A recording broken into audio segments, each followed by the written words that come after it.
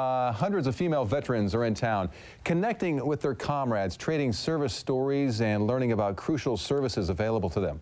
KZI 9 News reporter Jennifer Richardson talked with some of them about an often untalked about issue, sexual assault in the military. She joins us live in the studio now with more on what she found out.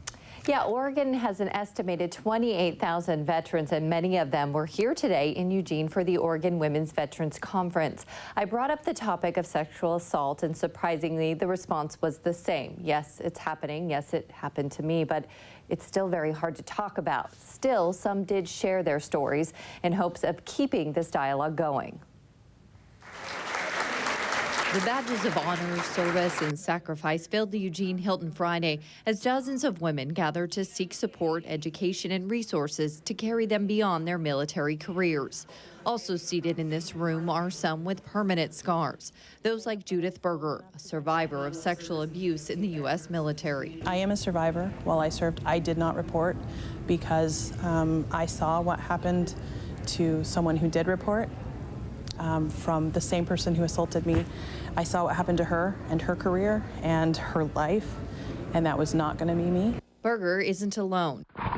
The Department of Defense's latest statistics show 26,000 men and women in the military were sexually assaulted in 2011. That can be groping, grabbing, coercing. Berger says the issue isn't about sex, it's about aggression, power, and tradition. Not all survivors are ready to show their faces. Another woman asks us to withhold her identity and voice, but wants people to know the issue needs attention.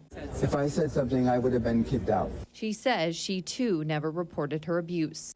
The military is supposed to be heroes. These guys are heroes.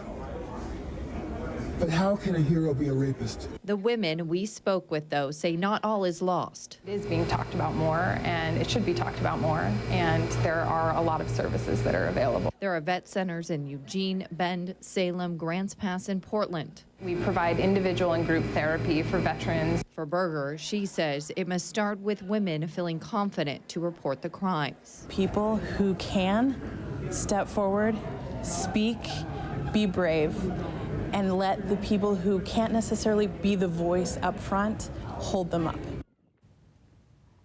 Now, most of the women recommended seeing a movie called The Invisible War and say that helped them through their struggles. It's a documentary highlighting sexual assault in the military. In the meantime, for those struggling, we provided the links to help on our website, KEZI.com. In the studio, Jennifer Richardson, KEZI 9 News.